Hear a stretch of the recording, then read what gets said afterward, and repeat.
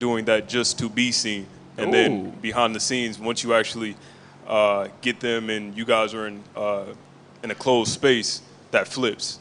So they are doing all these things to I mean, that entice person you. could be lying to me? Very possibly, yes. Say it ain't so. Say it ain't so. Hey, Okay, okay. All right. Well, let's hear a different take from what may be from one of our sisters. Maybe go ahead and pass the mic.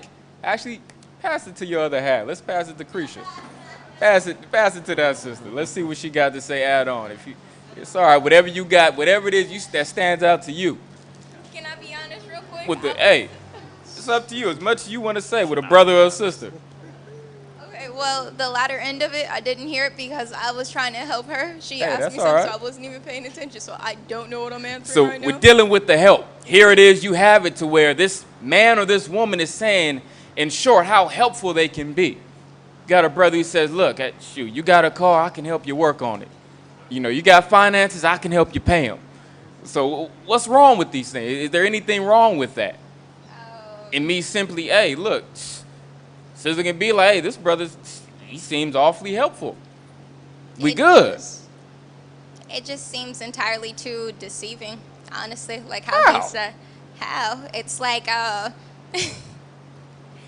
it's like when somebody's trying to sell you something, they're trying Okay. to persuade you that it's way better than what it actually is. Oh, okay, so we got something. So it's someone who's trying to sell you something that could be way better than what it really is, right? Yes. So in reality, I got this. You ever been in downtown? They got all these camcorders and laptops. They try to sell you, say, hey, look, real cheap price, work good. Get home, it's a brick in a box. You don't want that to be your marriage. You don't want that. Brother and sister, they selling you on hopes and promises, hopes and dreams. You consummate, and it's a brick in a box. They ain't doing half of that. That's what we're looking out, because one can simply advertise themselves to be a certain way and then not even be like that. It's like overnight they change. He said, right. He said, I went through it. He said, it's like it's overnight they change. They turn into a different person. What you thought you was getting ain't what you really got. And that's a problem. So that's where someone who is alluding to how helpful they can be, is it truly the case? Is that the reality? Or is that just the expectation? So those are things to look at. Those are things to determine whether or not I got to see a little more than what it is you're talking about, because the devil is a lie. So, and I got to see whether or not you're deceiving me right now. So, but you keep it in mind, all right? And these are things that you do because, yeah, brother or sister may actually be able to do those things. That's only half of the equation, because someone can be able to, hey, walk, talk, chew bubble gum, do the whole nine, but how willing will they still be to do those things once they're in the relationship? Because a lot of things you can say, shoot, brother, sister, you used to do this. You used to be like this. You don't do that no more. Has that not happened? How many of you can honestly attest to someone either you know or your situation where either man or woman, they used to do this, they don't do that no more. They stopped. They changed on you. They switched up. You don't want that, if at all possible. So now, otherwise you'd be crying like a bar right there. We're looking for a way out. Look, he got quiet. He said, shoot, not me. He got real quiet. Nevertheless, that's what we're looking at, all right? All right, so next up, we got promises. Back to the slide. Make sure I'm in the right spot. You didn't want Toby? Huh? Oh, man, give me Tobit 8 and 6. I'm sorry. Tobit chapter 8, verse 6. Go ahead. Thou madest Adam and gavest him Eve, his wife, for an helper and stay. So one of the things that you are looking at, especially, you know, when a man is looking to marry a woman, you are looking for help. You know, so a woman can offer a lot of help. Man can offer a lot of help. So at the end of the day, what you're trying to do is to test these things, prove these things, whether or not to see, if they're true, if they're factual, if what it is this person is truly offering matches what it is that they're not only capable of doing, but also willing to do at the same time. Make sense? All right, so let's move on. Now we're going to move on. Promises is the next one. Got a lot of people who are very promising, reassuring. So this little cartoon here, it says, when I first met my hubby, I knew that he was full of promise. The woman says, really? I said, yep. Yes, false promises. Because a lot of times you can run into those situations too. You get your hopes up. Somebody that was full of promise, or someone who had also a lot of potential. You ever look at a brother and say, man, he got the potential to be a good husband, potential to be a good father, potential to be a good mother, potential to be a good wife. But that potential doesn't necessarily mean that's going to be the full outcome of the situation. You could take a gamble on that potential, but doesn't necessarily mean that person's going to take the ball and run with it. They can fall short of all of that potential you once had and admired in them. They can still not come into the fullness of what it is you may want them to be. How many of you have seen that?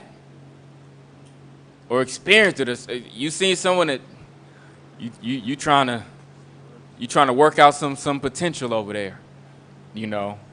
And that can be, it goes back to when they say can't turn a hoe into a housewife. Because you trying to work with some potential. I can get her right. I can get him right. I know he like this, but I can fix that and just get him over here. I know she like this, but I can just fix that and get her over here. That always work? He said, that ain't gonna work. But nevertheless, you know, as you deal with, you also have people who said, man, I would do these things. I would change. Or I was going to make these things happen.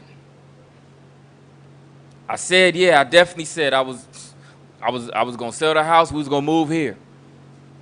Or I said we was gonna get this house. Or we was gonna sell the car and get this car. Or we was gonna make these different things. I taught a good game. What are some other examples of promise or thing that someone can make prior to the relationship, and then those things change once you get in the relationship? I'll say again, what are some promises a man or woman can make prior to the situation, and then once you're in the situation, start singing a different tune? What is an example of one of those promises? May we pass the mic, please, to Kazak. What's an example of something that one can do? They can switch up.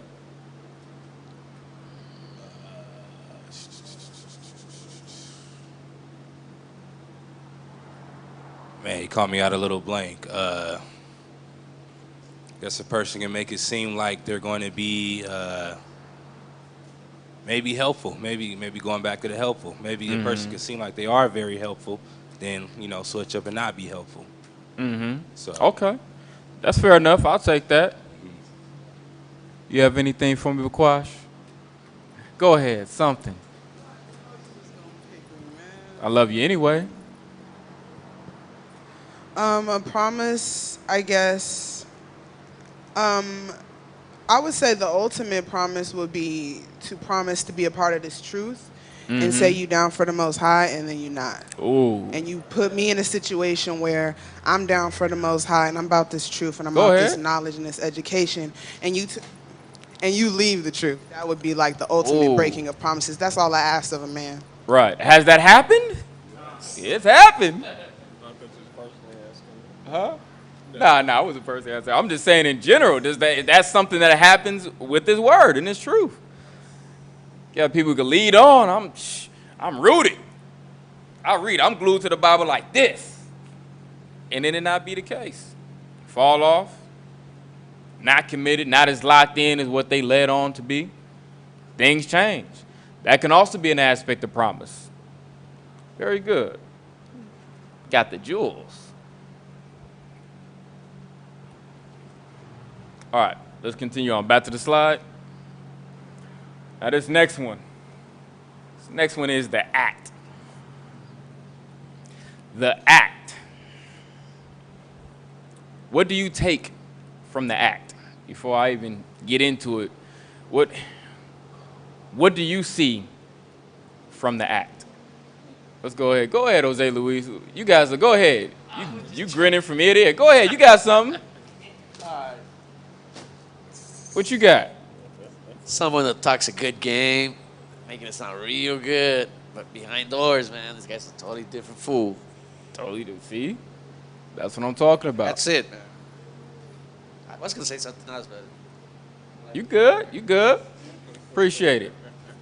All right. So now, what else we got? Let's hear from Sis. Sarai, what do you have? What about the act? What sticks out to you with that? With something that a brother or sister can do?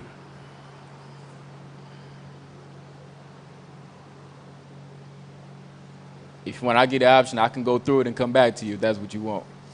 Yeah, you're going to have to come back to me. All right, I'll come back to you. All right. Let's get into it. All right, what I want you guys to do, go back to the slide. So one of the things, man, it's all part of the act. We was kind of alluding to it earlier. But I just want you to do one thing for me, all right? You're going to repeat after me. And I rhyme if you can help me. Taking a page out of this man's book. Y'all going to say, when I point to y'all, but they really don't, all right? So I'm going to go, dun-dun-dun-dun-dun. But they really don't. And dun-dun-dun-dun-dun. A-bada-bada-boop. All right. Y'all ready? Let's see how this go. Look, act like they got a job. Act like they really want to build. Act like they really want some kids. Act like you really want to help. Act like you want to be with me for life. Act like you care about my feelings. Act like you got it all together. Act like you really good with money. Act like you love my song. Damn, that's messed up. I thought y'all liked that. Hey, we need Rashad to drop a beat to that one. Y'all know Todd rap, right? So now, dealing with the act.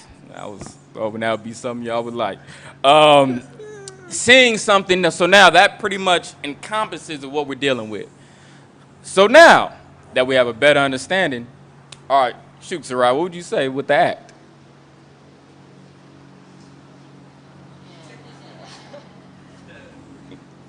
She wasn't even listening to the song, huh? She was asleep.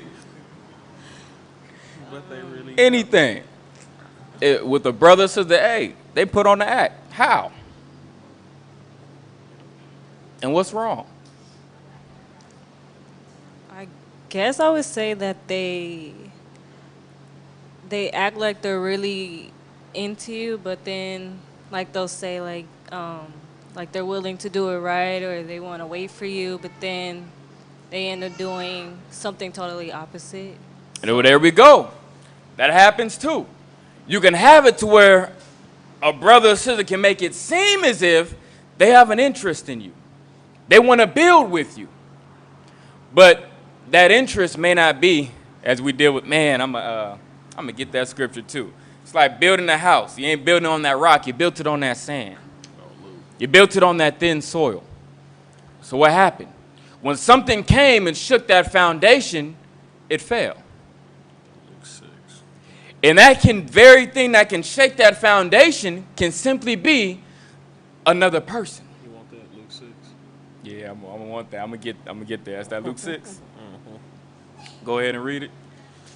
Luke chapter 6 and verse 46. And why call ye me, Lord, Lord, and do not the things which I say? Whosoever cometh to me and heareth my sayings and doeth them, I will show you to whom he is like. He is like a man which built an house and dig deep and laid the foundation on a rock. And when the flood arose and the stream beat Vehemently. yeah. Yeah, that would always get me. Vehemently.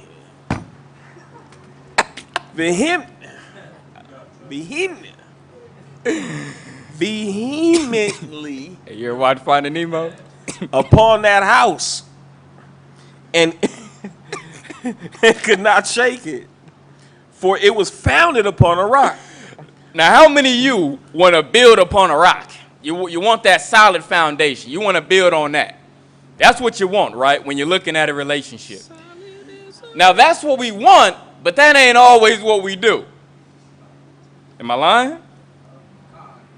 I ain't lying. That's what we desire, but that's not always the outcome because we don't stick to it. You got to make sure you and read the verse prior. Which one? 45? Yeah. 45. A good man out of the good treasure of his heart bringeth forth that which is good. And an evil man out of the evil... No, I don't want that one. Actually, I'm sorry. I want the one where you was at. 48. 47. 48. I'm sorry. 48. He is like a man which built an house and dig deep and laid the foundation on a rock. So that's what we're looking for. You want to lay that foundation on a rock. You want to lay it on something firm. Read. And when the flood arose and the stream beat vehemently upon that house and could not shake it, for it was founded upon a rock. And that's what you want. You have it where something comes and tries to shake or offset that foundation, it still stands strong. And a lot of times when someone may be putting on the act, they may make it seem as if I truly desire this person, but now you have it to where if me as a man, I tell a sister, hey, look, you know what? I'm interested in you. And I'm willing to wait, whether, hey, that's 6 months, a year, 2 years, 3 years, whatever it is on the individual, that if I say that, and then now a situation comes, hey, because it can be that test. Most I try you by your words. Because once again, those are things, hey, your hopes and promises, vows. You're saying, hey, look, I'm going to do this, and that person can be holding you to it.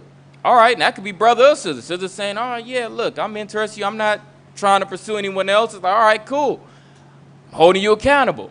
Brother do the same thing. Yeah, I'm interested in you. I'm not trying to look into I'm focused on you right now. You know, cool, holding you accountable. And then now have it to where the Most High sees, all right, I see how you did that. You promised that, brother. You promised that sister. Guess what? Here comes the test. Here comes another brother. Here comes another sister. And now, will you simply choose to say, damn, I seem to like this brother more, if that's a sister.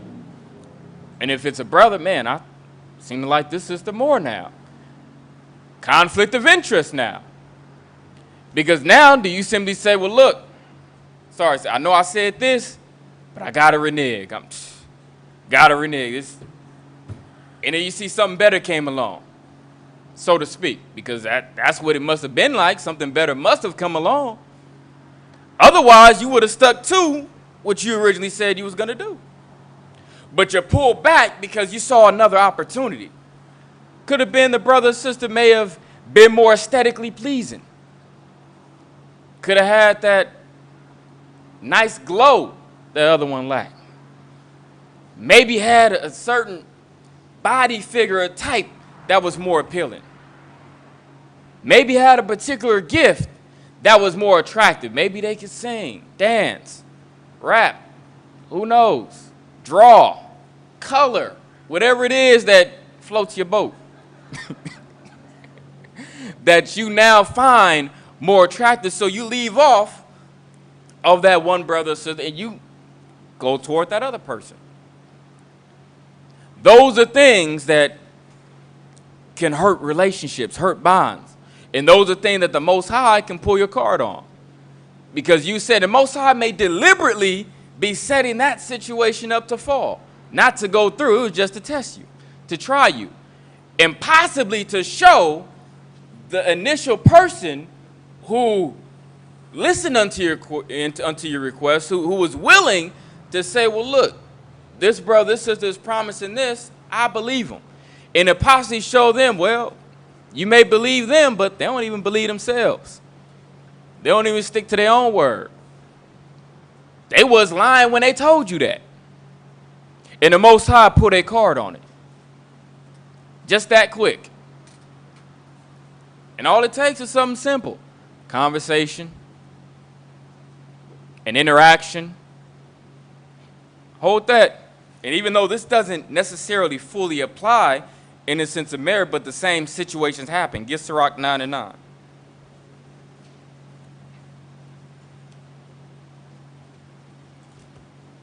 Get the book of Ecclesiastes, chapter 9,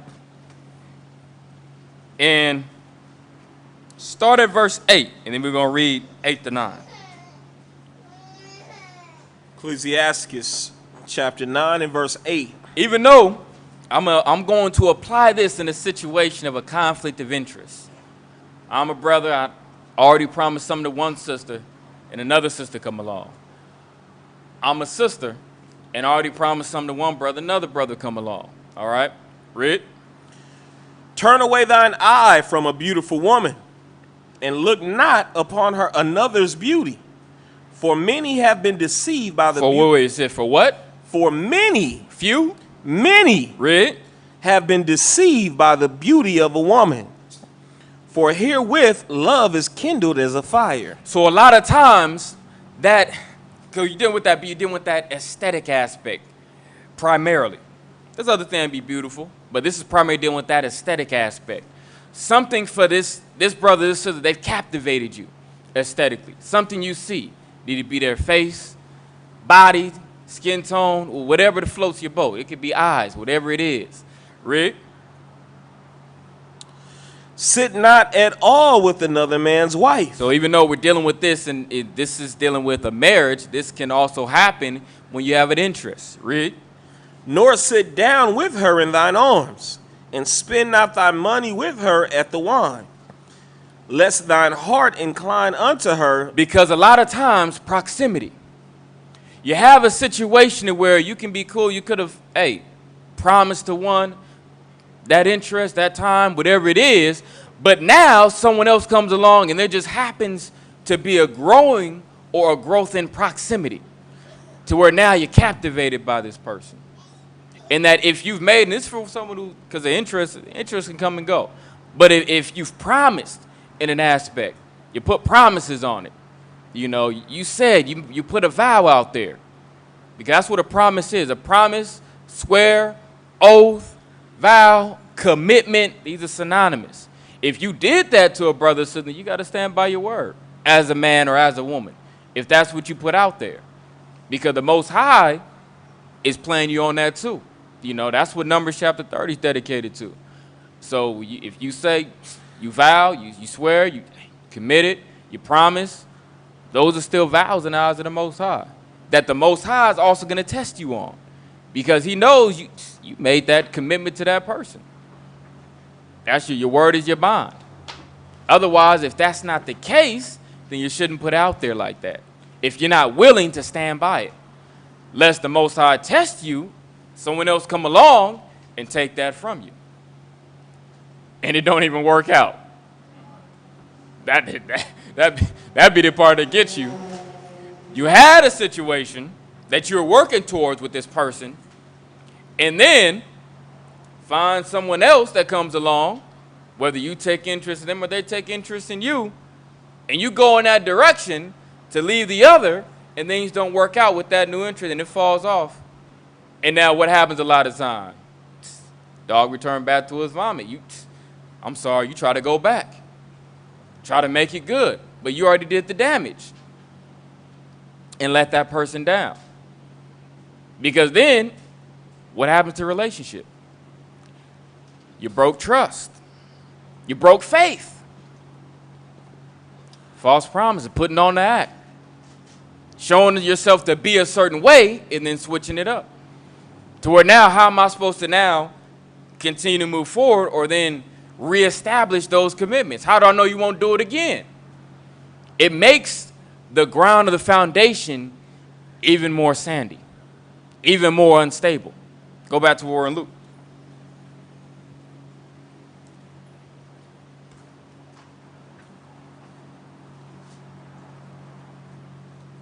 Give verse 49. Chapter 6, verse 49. Luke chapter 6 and verse 49. But he that heareth and doeth not is like a man that without a foundation built an house upon the earth, against which the stream did beat vehemently, and immediately it fell. And immediately did what? It fell. And that's a lot of time what happens. Situation failed. Person got you like the last avatar. You needed them most. They vanished. And so it makes it to where, of course, that person, there can be an aspect of repentance from that person, come back, change. But it makes it a lot harder to move forward because now that person is offended. Makes it hard to regain that level of trust, that level of faith to where person won't just drop you for the next better thing that comes along in their eyes, in their opinion, which can then make it questionable with how honest their intent was with you to begin with. It makes it to where it's a domino effect of other things you have to question, to where now you may have to reprove this individual. And that may either be with more time, patience, to see whether or not this person's still going to stand by you and possibly you guys have a future together. Because get Sirach 6 and 7. Oh, I'm sorry, man. Hold that. Finish off that loop. Against which the stream did beat vehemently, and immediately it fell. And Really? the ruin of that house was great. And a lot of time that ruin of that house is great. In this case, that house being that individual, that can ruin somebody, you know, a brother or a sister, to where that can very well be part of what can make it more difficult for that person when they do meet someone who is going to actually make do on what it is they said they were going to do. They find a harder time to trust than normal because of one person's dealings. And that happens a lot of time in Israel. Even when you let people borrow something. You let somebody borrow your pen, that's a common one in school. You already let somebody borrow your pen, don't never give it back. How you feel when the next person asks, man, a long time my pen yesterday, you still ain't gave it back. You know, man, this my good pen. I can't give you this one. I'm sorry, I ain't got one. Hey, ask Stephanie. I'm sorry, I can't help you. Doesn't that happen a lot? Because somebody messed it up for you. And that happens in Israel. Somebody can mess it up for you. Make your job that much harder through not being as sincere or first and foremost as honest with themselves. Don't put it out there if you ain't ready to cash it in. Don't make those promises. Don't give someone that hope if you're not willing to fulfill, because you're setting them and yourself up for failure. And you may be putting it out there because you may want A, B, C, X, Y, Z, but you're not willing to fill in the rest of this other person's requirement that's left in between. You got to consider and be reasonable and honest with yourself. Let me get that for me. What I tell you? Oh, Sirach 6 and 7.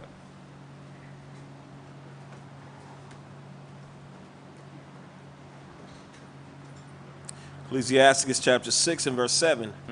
If thou wouldest get a friend, prove him first. So make sure you prove that individual. And now there may be a long improvement process. Hold that. You can let that go. Get 2 Corinthians 13 and 5. Because the thing that comes up on the flip side for that person, you got to prove. But for other person, if this is you or this was your dealing, you got to make sure you do this both now and in the future. Get 2 Corinthians chapter 13 and verse 5.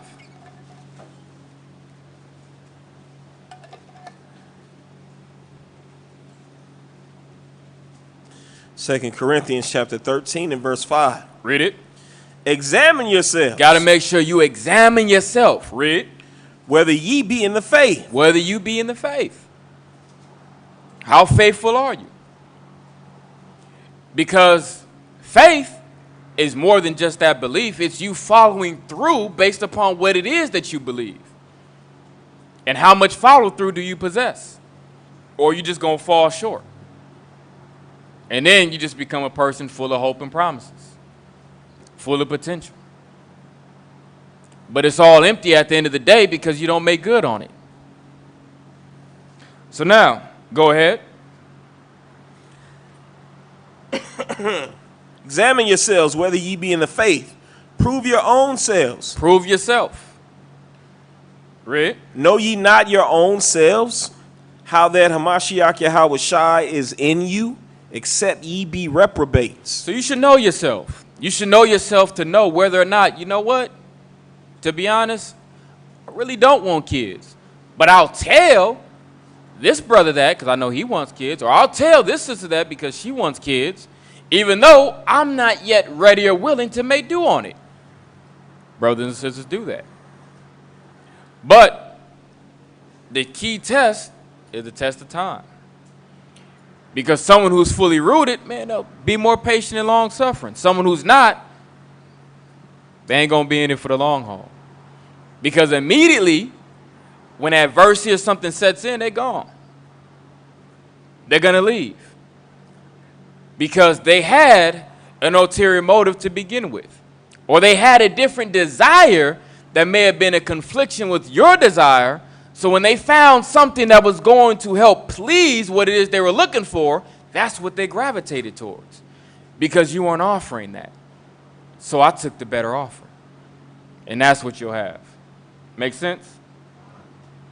So now, moving forward, and this is where, back to the slide, please. Where a lot of times, dealing with mentioning this, do you really know this person? Because a lot of times, you don't know me, you know of me. Many people in this body that you think you know, but you really just know of.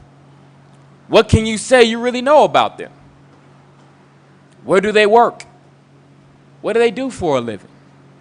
Where do they live? Have you been to their house? Have they been to yours? How many kids they got? Both known and unknown. That you see and that you don't see. How well do you know them? That's what you got to ask yourself. Now, if that's just, like I said, people here, how much more for someone that you have an interest in? You got to really examine and see how well you know them. Or how well you just know of them. Things you got to think about. So, of course, likewise, you don't know me. You only know what I allow you to know about me. Because the thing is, I don't have to tell you. Hide as much as I want. Paint myself into a totally different character or person for you to admire this person, not knowing who this true person really is or how they really get down. Things you got to think about before you put yourself in a situation where it's bad back, no take backs.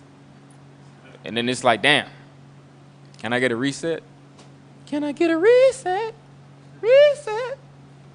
You may not in this walk. The answer is no. You stuck.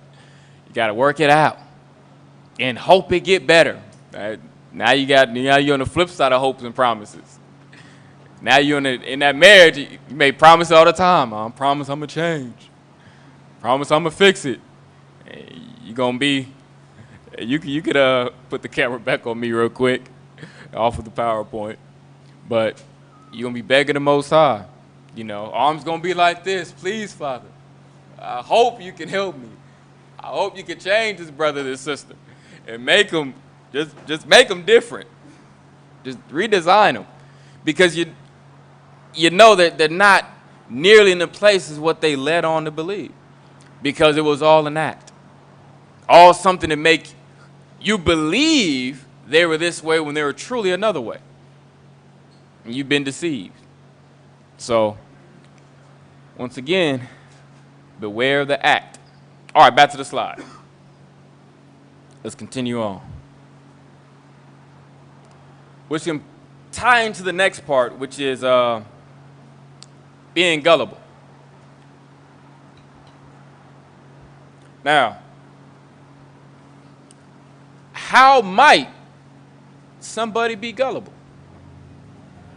How might somebody be gullible as a man or as a woman in their pursuit of somebody? Maybe pass the mic to my brother Albert. To believe everything they say Okay. without question. Give me an example, of how a brother or sister might do that. Okay, believing everything they say, but how could the conversation go? What could we talking about? Whereas I'm just believing everything I say. Like I love you and I'll be there for you forever, or something like that. Okay. And you just believe it, like okay, Promising I love you, promising I'll be there for you, and someone just simply soaking that in without ever testing to see whether or not that's really the situation, right? Do many of our people, brothers, sisters, get got in situations like that? Oh, some simple words. I love you. It messed up the whole game with that. Now, what is another example of someone can be gullible or simple in regards to something it is that they've heard or something they talked about? Let me pass it to my little sis, Cassandra. And Cassandra, how might someone be simple or gullible in a sense of when they're interested in someone, looking with someone, talking to someone? What might get a brother or sister?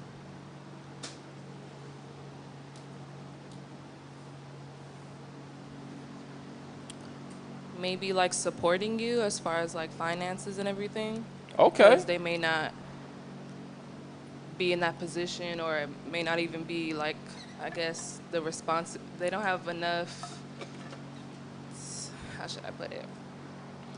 Like saying they can do all of these things for you, provide for you, but then, yeah, like where your position is right now, I'm just not seeing it. So I can't fully believe in what you're saying because of where you're standing right now and your position right now. So I have to really examine that first before I can really believe that you can actually provide and take care of me before, anybody else. Absolutely. So those are things you got to look at, because once again, I can make it seem as if I'm in a place to be, me as a man, help provide for this woman, because I could lead on, I could take care of, we can get a house or apartment, whatever it is, and a car, and I can be very promising with those things. And the sister can just be eating it up. You don't take care of me? I ain't got to worry no more. He said, I ain't got to work. I'm good. Shoot, take care of the house and can be eating it up. But yet and still, someone else from the outside looking in can see this brother doesn't have anything in place to match what it is that he's talking about. Brother may not even be employed, talking about everything he can do financially. And yet and still, this brother, or in this case, this sister, eating it all up what this brother is saying. Because of the faith she's putting in him, which the amount of faith she's putting in him is unwarranted. That hasn't yet been proven. You should hold back your bread amount of faith and trust you're putting in that situation, because the fruit hasn't yet been shown forth that this is something that can be the reality. This sounds more like an expectation. And you can't swim, you bound to drizzle. You're going to get stuck. You're going to get stuck. And you don't want to be in that situation. So that's where you, being a brother, in these things, you got to see. You may hear sister talking about she going to take care of things, whatever it is. How much of a cook she going to be, whatever it is. And, man, sister don't know she mess up with a bowl of top ramen. So she talking about cooking, but hey, that's the way it go. Because the thing is, I'm trying to sell myself. And whatever sounds good, I'm gonna inflate. Make it say, I can cook. Well, shoot, it ain't my fault. He didn't ask what. He just said if I could cook. I said, yeah. So, hey, but once again, get 1 Thessalonians 5:21. Did you follow Scripture? Because what does Scripture say? Your 1 Thessalonians 5:21.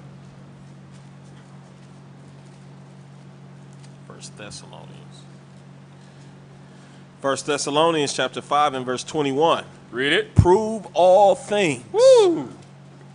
Read that again. Prove all things. Some things? All things. So it said, look, did you prove it? You see, these things you want to make sure before you hammer things down, did you check the box with these things? Those are things you want to think about. Someone making all these promises reassuring, did you check the box? But let's continue. Prove all things. Hold fast to that which is good. So prove all things and hold fast that which is good. The good things, yeah, you can hold on to and still keep in mind. But the other things you want to make sure you get back to and see whether or not they be so. But at the same time, whether or not you do so, I mean, it's all on you. I mean, it's your life at the end of the day. If you want to gamble with it, hey, that's your choice. You got it to gamble with. That's on you. You know, I ain't gonna cry over that cup of milk you spilled that you was gonna drink. You ever seen that? Somebody, you can't really go cry. Someone, you know, you got your water, you knock it over, you be like, damn, my water spilled. You know, but when someone else knock over their water, you be like, damn, Nash dropped this water, man. I know you was gonna drink that too. It looks so good. I know this ain't hot too. Boy, but I got my own water, so I mean, I can pour you a little bit if you need some, though. But nevertheless, you ever had siblings, you ever seen them when they got there, they didn't take care of it, do wise by it, but they want yours? You ever seen that? I know y'all got family members, siblings, somebody in your family, everybody got one. They ain't do right by there, they want yours, especially when you're younger. See that? Marriage don't work like that, though. You mess up with yours, you can't have mine. You stuck with that. You got to work it out. Nevertheless, back to the slideshow. So now, one of the ways, too, that we deal with gullibility, it's one of the things I brought up. Let me get these, get this back up. So, all right. So one of the things, like I talked about, being gullible is also with one of these things here. You think just because I say I'm an Israelite, that means I'm righteous. You got to prove those things, man. You can't just believe it just because somebody say they Israel, or whether they don't say they Israel and believe whatever it is they believe they are, whatever it is that they righteous, that they good. And once again, thinking just because somebody street teach, somebody teach a class, or shoot, even goes for myself, just because I orchestrate teach these classes doesn't necessarily mean I apply these things. Those things have to be proven. You could teach somebody, you be a teacher on anything and still not be that good in applying the things that you teach. So those things you have to, once again, by their fruits you shall know them. So you got to see what the fruits look like. Then you'll see whether or not we talking. So you think just because you street teach you a good husband, just because you got a car don't mean you can drive. But once again, just because you got it don't mean you really got it. And then, like we talked about, man, whatever it is, because these are things that people soak up like a sponge. Please tell me how me saying how many years I've been in the truth is equivalent to me stating how righteous I am. Things don't work that way. Like we talked about, years don't equal righteousness. So you think years equal righteousness, but didn't Cain, Ishmael, Esau, hell, Saul, Samson, Solomon, the Pharisees, and damn near all Israel that you read about all grow up in the truth, so they was in the truth 30, 40, 50, 60, 70 years. Doesn't mean they was righteous. So those are things you got to consider. Some of them fell off, committed sins worthy of death, and so forth. So think a person good because they got some friends on, but that ain't the truth. So now let's get Proverbs 31 and 30.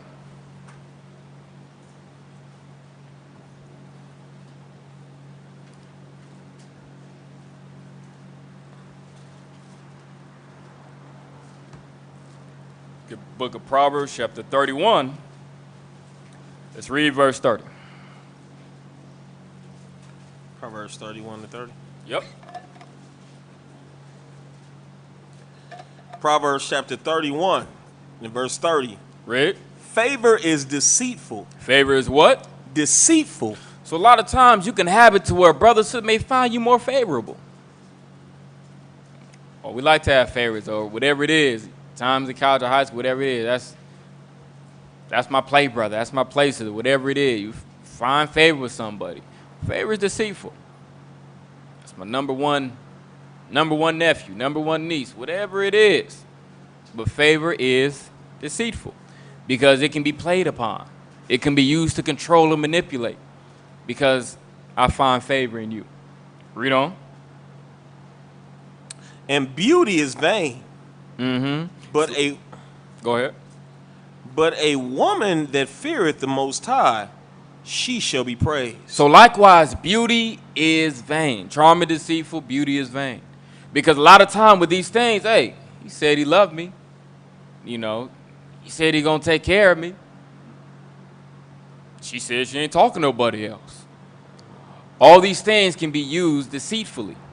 Go ahead and get Sirach 13, 6 and 5.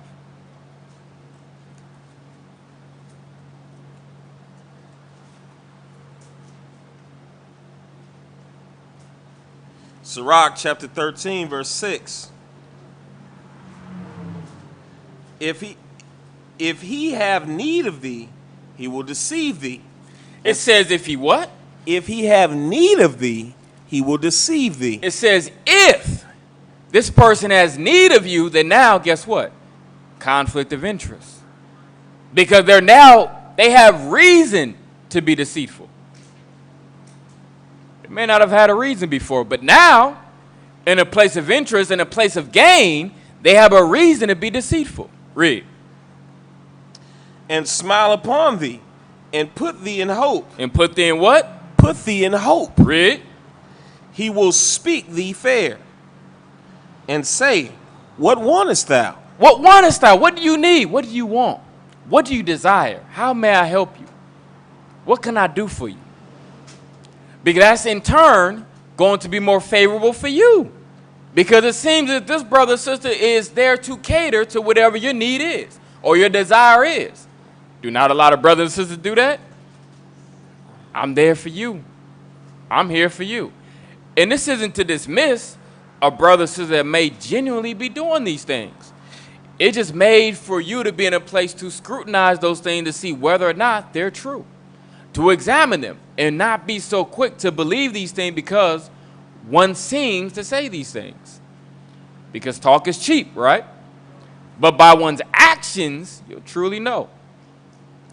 And the biggest thing, like I said, that test of time. That test of time will show those things, whether or not they be true, whether or not they be so. So now, without all of that, Unless you want 7.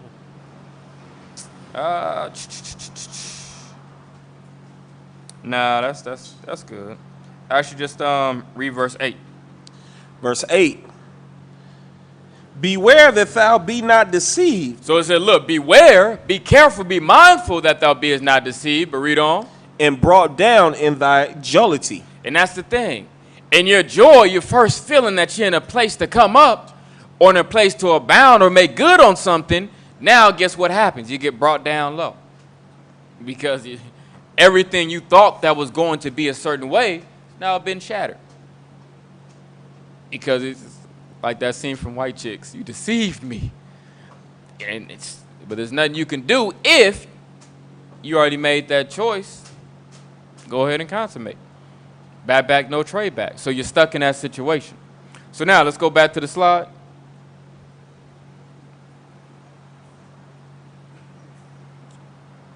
Got them. So now this next one is open shame, secret crush. Open shame, secret crush. So now, where do you think I might be going with this when I say open shame, secret crush? You're walking on. Where do you think I might be going with this? You pass that brother the mic. Mm-hmm. You don't know? All right, let's see what you got afterwards. Mariah, where do you think I'm going with it? You don't know either? Okay, all right. I'll take it. All right, let's get into it. When you're dealing with open shame, secret crush, you guys have either seen that or you've experienced it. You have a situation where, let's just say, someone can ask, hey, seen you talking to Amon, you like him? Nah, I don't like him. I don't like him. It's the open shame. Secret crushes, but yet and still, according to Amon and according to said conversation that they have, it seems that there is an interest there. So why is it, when approached or asked about it, it seems as if not only is there a sense in a dismiss, but almost even a disdain, like, nah, never. Any of you guys ever seen that? Does that not happen? That you have it to where this person, and this isn't a case to where, and I'm not dealing with something that may be separate as far as, things that one may be working out. This is dealing with that, it's a one-sided fist fight, if that. Where this person, and a lot of times these things, well, actually, I'll ask. But that's what I'm dealing with. Where you have it to where when this person is questioned, they don't admit. And they treat it like it's a disdain or a negative for even asking or even looking at direction, as if it's not a thought on their mind, contrary to conversations had with the individual. All right? Now, why might that be a problem, or what's wrong with that, or what other experience with that have you seen? Back to my brother Yawakanan. Now what do you have with that? With better understanding. So now, what's wrong with that? Just not being honest, open. Not being honest, not being open, right? So now, why, thank you, might pass them around. Why might somebody do that?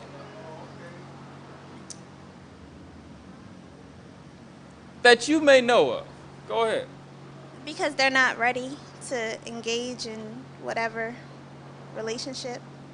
May not be ready to engage in a relationship. Okay. All right. And if that be the case, do you think that that party should let that other party know those things? Should they? Khan. If that be the case, pass it to Khan.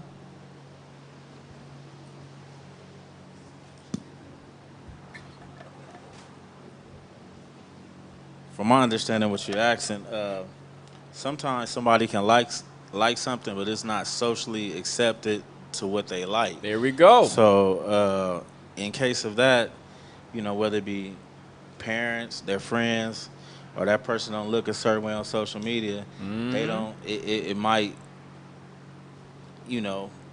hurt their image. So they don't want to submit or come out with that. You know what I mean? We're going somewhere. I hope that we're going to focus more on that point. Give Mark chapter 8, verse 38. 8:38. And then we'll get Mark chapter 4, verse 21 through 22. Mark chapter 8, verse 38. Mark chapter 8 and verse 38. Whosoever therefore shall be ashamed of me and of my word. So that's a lot of times what you're dealing with. There's something a lot of times with this person or with yourself that there's some shame there. There's some embarrassment there. You're not confident. You're not faithful. Read. In this adulterous and sinful generation, of him also shall the Son of Man be ashamed, when he cometh in the glory of his Father with the holy angels. So now, and this happens a lot of times where, let's say I could have an interest in this sister, but I may be a case of open shame, secret crush. I can tell the sister via social media, phone conversation, text, even in person, off to the side, somewhere else, interest, future, how I may feel. But when it comes down to others, nah, I ain't interested in, never. I downplay it. Now you got something to say. Now you got, go ahead, mother. It could just be lust. I was going to go there too. But yeah, we'll get that next. But nevertheless, a situation where you downplay it, you know, and it can go and tie into a lot of things that Kahan was saying. That now a situation where if I have a certain status, especially social status, then there now becomes, in the eyes of those around me, in my circle, or those who are my audience, there becomes a certain level of expectation compared to your status or what you put out there.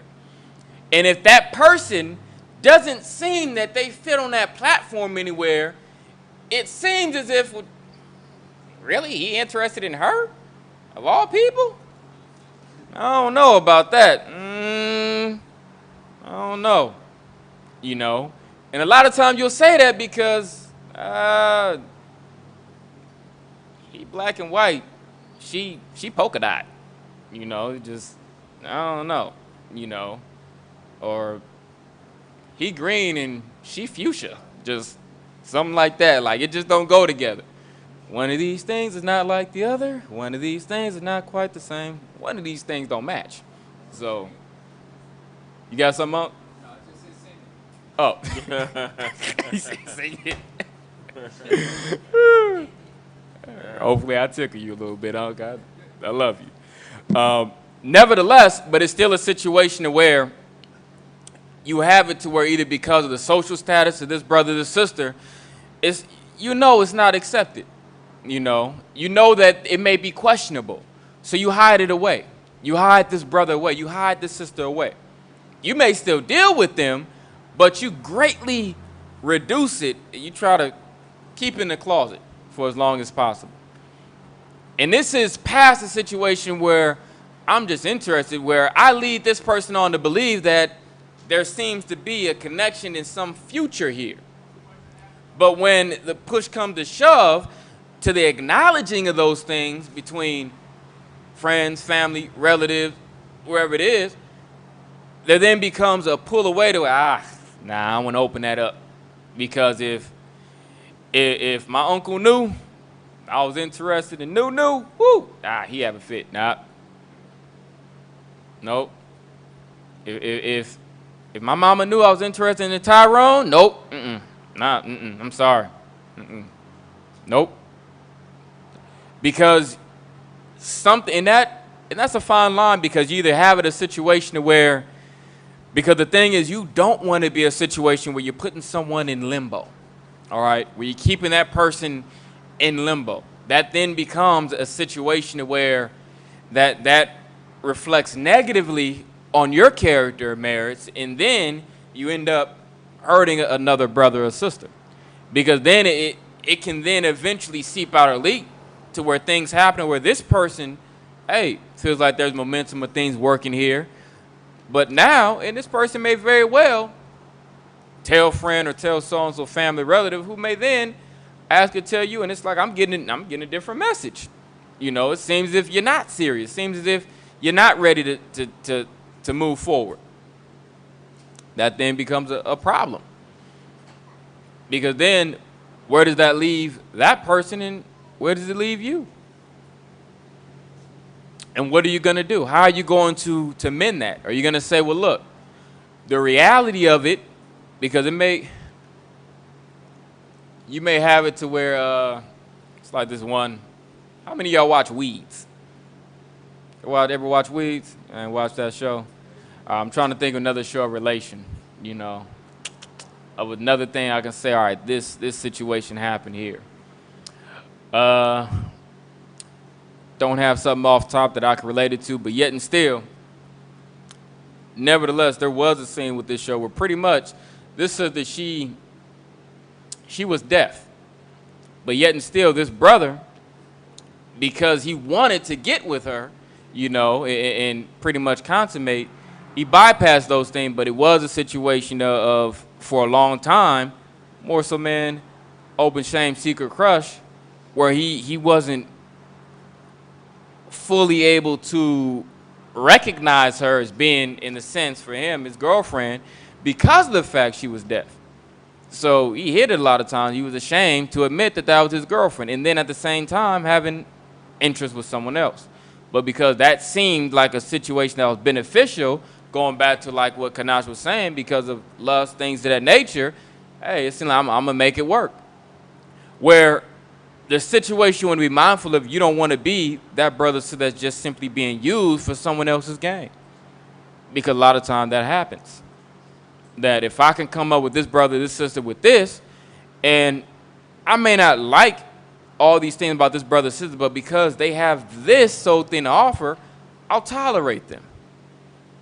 And you'll go even beyond, in a lot of things. You'll tolerate the jokes, even though you find them annoying. Tolerate smart comments, even though they piss you off. All to get to this place to where I'm trying to get this. Is that not what Israel does? God, fake it till they make it, right? I'll play it off. I'll tolerate it. That's part of how you even get like with gold digging. Because a brother could be completely not what a sister's looking for, aesthetically, even personality-wise, but because he got money, I'm with him. I say I love him. So and damn well, every time you around him, you frowning. But you play it off. Because go ahead and put you in a better position. That's deceitful. That's wrong. Everybody get me? So now, let's go ahead and get Mark chapter 4, verse 21 through 22.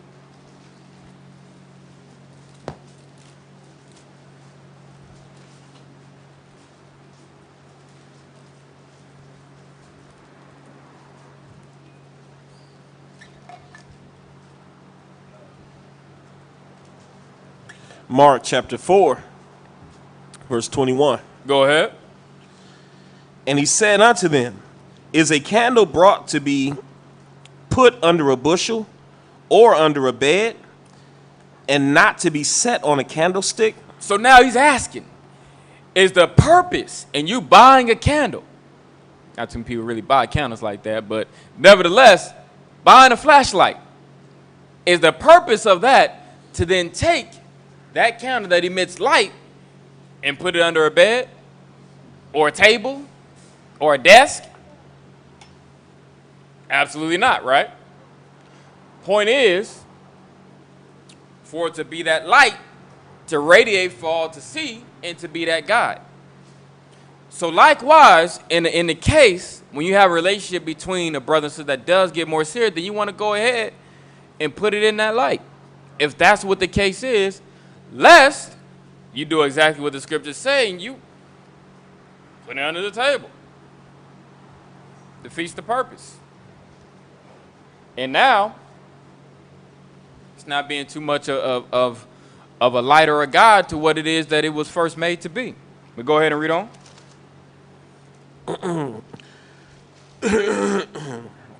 22. For there is nothing hid which shall not be manifested, neither was anything kept secret, but that it should come abroad. So now eventually, those things are eventually going to come out. Either the truth that you really don't care for this person as much as you lead on to believe with this brother, this sister, either that's going to come out, or whatever it is your true intentions are with this brother or with this sister. Eventually, that is going to come out and come about. So the better thing to do is to amend the situation, be honest with, what? These are the things that I want to work on before I seriously take an interest in you. Let it be known, and it's okay to say, hey, look, I like this and this about you, but you know what? This I really don't like. Are you willing to change it? Are you willing to fix this? And then, hey, if I see fruits that are worthy, that show you're working and you're changing on these things, then I'll reconsider that. But it's okay to say, look, right now, I can't necessarily go the distance. And that's been one of the things holding me back. Didn't know quite how to say it, but I'm in a place, being fair, being honest with myself, examining myself, and then making sure I'm being my brother or my sister's keeper. Want to make sure, man, I'm honest with that and say, you know what, this is what's holding me back from pursuing a situation with you. Or knowing myself, you know what, I really wasn't being truthful myself in my pursuit of you to begin with. and I was just focused on this, but noticing now that, you know what, it wouldn't really work out between me and you at all. You know, and just being truthful and honest with yourself. Doing that, you can help mend situations. You know, and people can respect you more for that because you didn't lead on a brother or sister or put one in a place to where it's like, man, you're almost embarrassed, you know, about me or ashamed of me. You know, and those things, man, can definitely either you going about things and mending it, repairing the nation, or you continuing in that, destroying the nation, all right? Because you're hurting the bonds of your brothers and sisters. Because then it can make it harder. And even though sometimes we may joke about it, whatever it is, and Lord, oh Lord, I'll never love again. But, you know, you put people in a place to where recovery mode from whatever that is in feeling A. Now they have to work a lot harder to work past that because of how you dealt with them. All right? So remember, these are still lives and souls you're dealing with, you know, and then remembering the Most High, he sees how you deal that now, let it be 6 months later, a year later, when he can reverse them roles to where now you have that person you're interested in, you want to be with, but now it's a flip to where now it seems like they're ashamed of you. They don't want to be around you or they embarrassed about you. So those things just be mindful of. Let's go back to the slide. Got 2 parts left. Now this part. Dun, dun, dun, dun. So, somebody tell me about this right here. What would you say about this? May we go ahead and pass the mic to Yaquataza. Tell me about this, please, sir.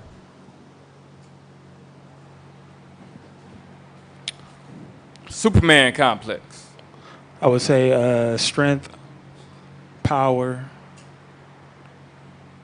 Strength and power. Tell me about the Superman complex. You know what it is? Nah, Superman. You don't know what Superman complex is? You got it? Maybe pass. What's your name, brother? Anthony. Maybe pass the brother Anthony right here in the black shirt. I think a Superman complex is something to where a man feels it. A lot of women say, a lot of men have this, and a lot of men actually have this. It's basically like a godlike complex, a power trip, feeling like you can do all things and all things go your way, and you know you're omnipotent, omnipresent, everything.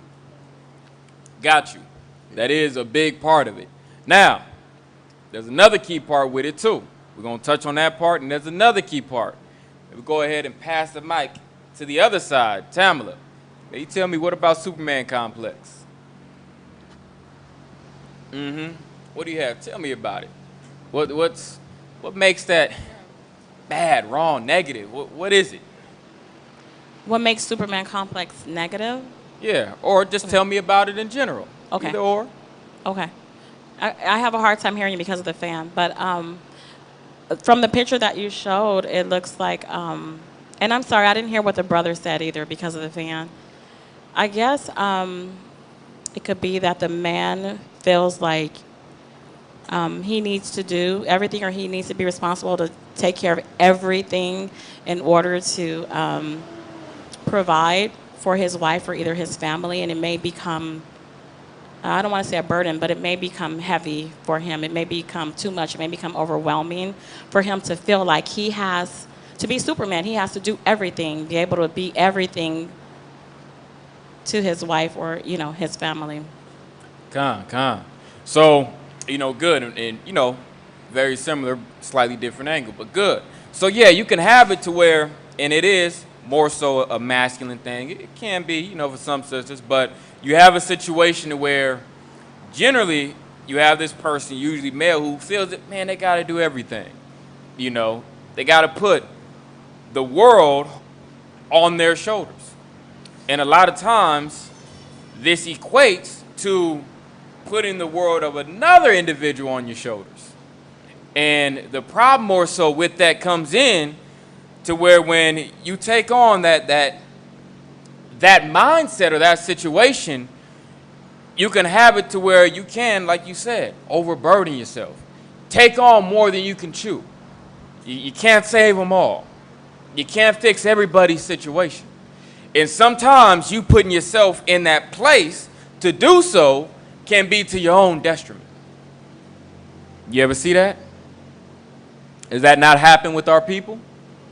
Somebody, hey, usually it's your homeboy, but sometimes, hey, be your homegirl. Hey, I can fix them. I can take it on. So whatever it is, I can, person needs help, I'm there to save. But yet and still not yet knowing and understanding what all that entails of to save that person. Some people, they don't want to be saved. You know, and then it ties into a lot to where, it's not a problem being, helpful, but this is where you're biting off a lot more than you can chew. Then imagine it's being careful if it was a scenario that brought you together, if let's say, if it was finances, so to speak, you were saying, look, I know you're struggling financially or whatever it is, but we could work it out. We come together and, I can, help you with the bills and with rent or things of that nature. And that's the situation that you're coming in to try to save this person from. What happens if you don't? Then the same thing you were supposed to be the hero, the same film, episode, movie you were supposed to play the hero in, now you the villain. Now you everything bad. You done turn into the anti-Superman. You done turn into Bizarro. Because now I thought you said you was going to do this. Thought you said you was going to help me financially. Thought you said I didn't have to get a job. Now I'm working. You ain't got no job. And that's all based upon the foundation that you laid. It didn't have to be that way, but you cultivated into that. You groomed it up in that fashion because of what you led on. This you said you was going to do. And guess what? Israel, they hold you accountable for what you going to say. You said you was going to meet me here at 8. Where was you at, man? It's 10 o'clock. Now, I ain't, man, next time I'm just doing this. I ain't never doing, because you said. Israel, we like to hold people accountable. We don't like to be held accountable. We like to hold people accountable. That's the nature of Israel. You don't worry about what time I said. Yeah, I was 30 minutes late, but I wasn't no 2 hours like you. You'd be up there arguing. You'll be up there having them arguments. Shoot, I know we said 8 o'clock. Shoot, but you wasn't even here by 8 o'clock, so what it matter if I'm here by 8:30? Shoot, we was both late, but I wasn't as late as you. Man, that'd be Israel conversations. But nevertheless, you let on, because if you got a Superman, you got to have your Lois Lane, right? Somebody got to need saving. And then, because sometimes that's how it is, but noting that at the same time that you have a hero, it's always damsel in distress. Always someone that needs help, needs saving. So, and some people like to play either side. You got some people, they like being a damsel in distress. They like to try to look for somebody to, somebody just lay it out, just say. People just waiting, outstretched arms, waiting for you to come save them. Just like that Smallville song, somebody save me. That's what it is. Somebody help me. Because that's also part of, like we dealt with before a couple episodes ago, the trap. That's what some people, they set the trap. That trap is, all I got to do is put the bait out there, and guess what? Like they said, if you build it, they will come. I just got to wait. And guess what? Somebody's going to try to come in there and save the day. So, with that in mind, you're going to throw on the cape, ain't you? Da-da-da-da. I'll save you. Throw it on. But nevertheless, that's what it comes. Someone to save you from rent, bills, etc. Mighty Mouse. Now let's back to the slide. Let's get the last one. Last one we gonna get.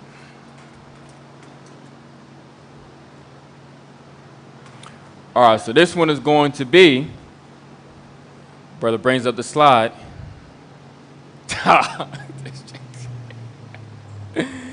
This one is impress. We get the definition of impress. Go ahead and read it. Ooh. Nah, you ain't got to. I can't see that, boy. You ain't got to worry about it. I'll read it. All right, impress. It says to affect deeply or strongly in mind or feelings, influence, or influence in opinion. To fix deeply or firmly on the mind or memory. It says to create a favorable impression or draw attention to oneself. That's what you're dealing with impress. So now, how can these things be used in a negative?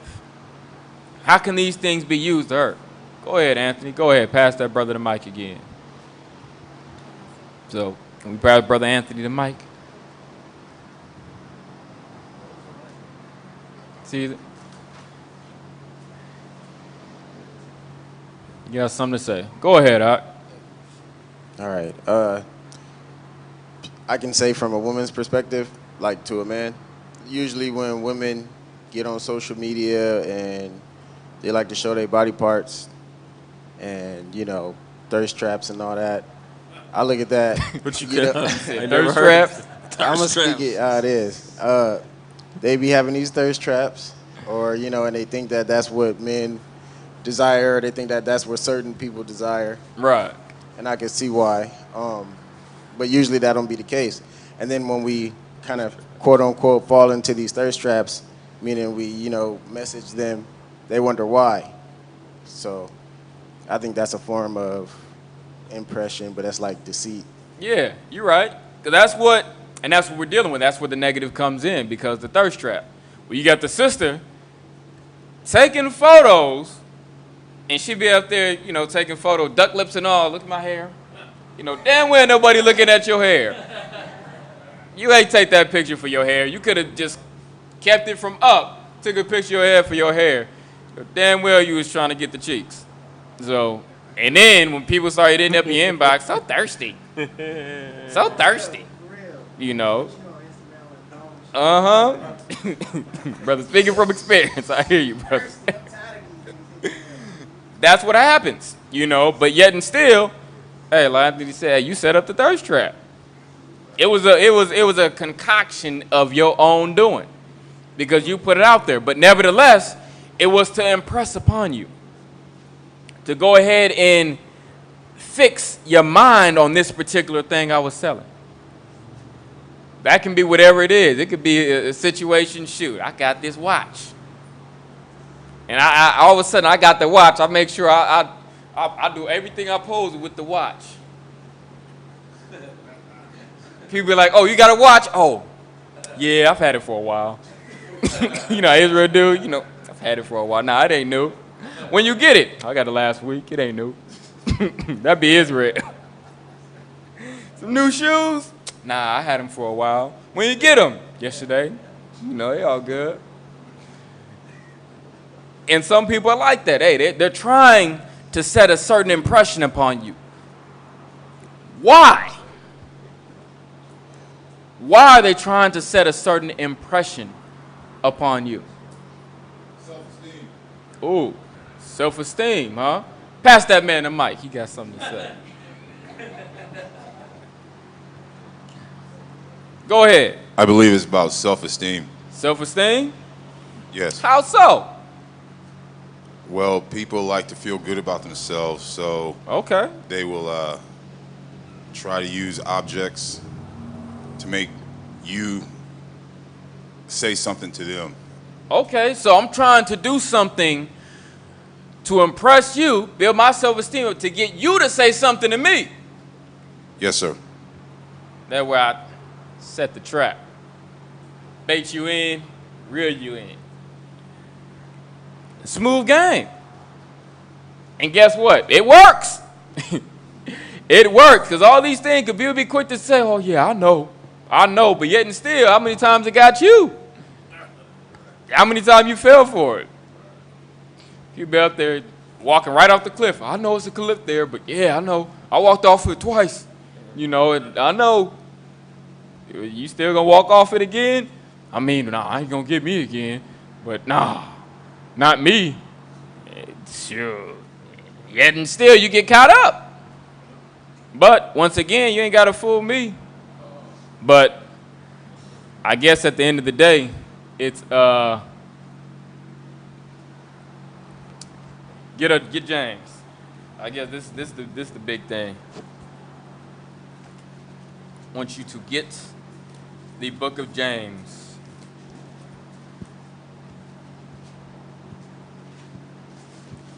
And get James chapter 1 and verse 22.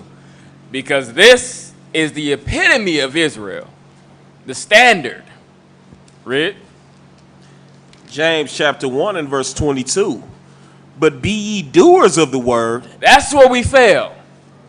A lot of times we fail at the part or time when it comes for us to do. Brother, sister, listen up to a class. Whether they take notes or not, they could have wrote down every scripture, every precept. But when the time comes to perform the doing of it, it's like everything get poured down the drain.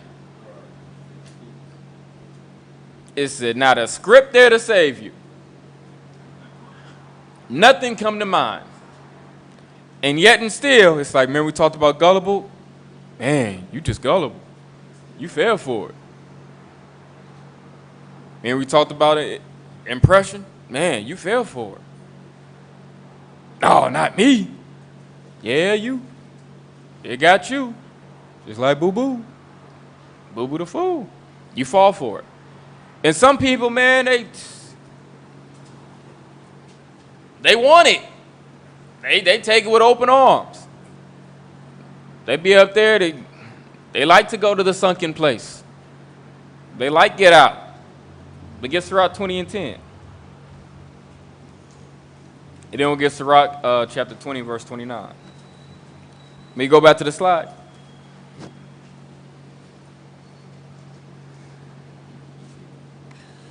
Ecclesiastes chapter 20 and verse 10. Go ahead. There is a gift that shall not profit thee. So it said, look, there is a gift that shall not profit thee. And this is one of those gifts. Someone setting or working hard to impress you. One of them gifts that ain't going to profit because you ain't going to keep that up. It's just a temporary thing. And I'll say it this time and touch on it more later. But a lot of things you do are just the setup to get you. Once finally married to you, I ain't got to do that no more. And you be out there wondering, why don't you go to the gym no more? You don't get in shape. Man, it was just to get you.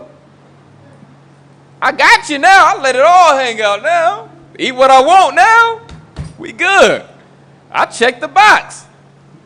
I'm good. Hey, it got you. You here. You got to take me how I am. Don't go shallow on me now. You knew. You knew. You got married. Hey, weight gain is subject. You knew.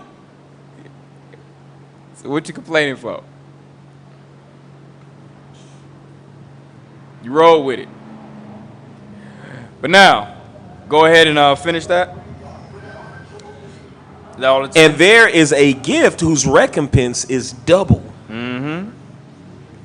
Because at the same time, with what it is that you may put out, you may have to pay double. It wasn't worth the cost of the benefit for what it is that you fell for. We can now get to Rock 20 and 29. 29. Presents and gifts blind the eyes of the wise, and stop up his mouth that he cannot reprove. That's a lot of times what happens.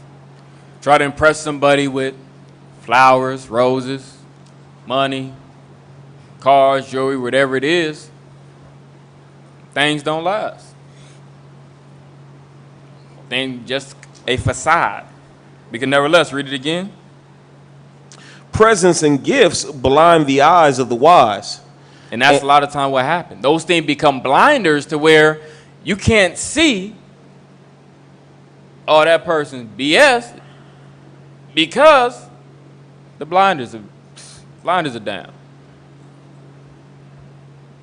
Blinded to where you can't see. And all you see is what that person continues to shine in your direction. You ever have it to where you shine in that light at night, you can see clear here, but everything else look darker? Yeah, that's what happened. That person shone that light, everything else is darker. You can't see. Hey, don't worry about what's over there. Don't shine the light that way. Keep looking that way. You can't see everything hiding and lurking in the shadows. But guess what? When that sunrise, you look around, oh, I was sleeping where? Oh, hell no. Where was I at? Yeah, get somebody and, oh yeah, it's late. Go back to the hotel. Yeah, we ain't got to turn on the lights and, everything dark. I mean, we good. Wake up, don't know where you at. Made it sound like it was a luxury resort. But get Ecclesiastes 7 and 7.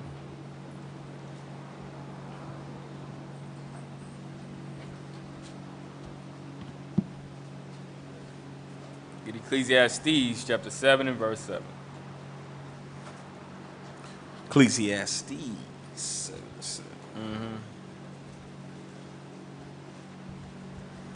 Ecclesiastes 7 and 7. Surely oppression maketh a wise man mad, and a gift destroyeth the heart. And that's what a gift does. It destroys the heart, meaning it destroys the mind. Because a lot of times with the showering of gifts, it can lead to where you can't tell that person anything. You can't even begin to help save them from a potentially disastrous situation because they've now been blinded by those gifts. Well, if he loved me, why you give me flowers if he don't love me?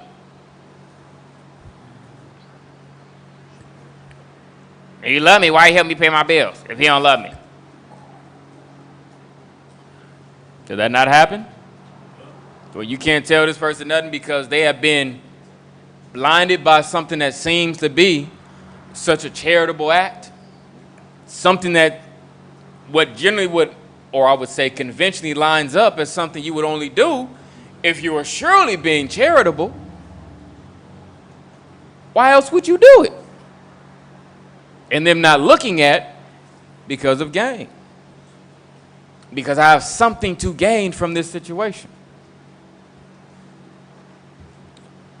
But nevertheless, let's go back to the slide. Oh, may we pass the mic to Amon? Go ahead, all right. Could you say that, because I know gifts are more so physical, material, but a lot of the aspects that you brought up, like impressing somebody, the Superman complex, and a couple of those other, the list that you brought out, that those can be like gifts in a abstract sense, in a way, yeah? You got both. One of the biggest things is like, well, you can see the TV, like we see with gifts here. Or with impressing as far as what you see here, what you see there. I know that's a little distorted right there, at least for the audience view. But that gift can be taken in the sense of, because sometimes you can have it to where, for a brother or sister, even in the minds for some, I am the gift. Right. The gift is me and the abilities that I bring to the table to offer you. So to where I can present myself in this way, make it seem as if I have these gifts and abilities, but may not be the reality. Or may not be something I'm willing to continue to upkeep or do in an actual relationship. So you have those aspects too. Aside from what one may give as far as with flowers for, at least in that example, that image. Right. So, you go? Yeah, that's on point. That's pretty on point. So,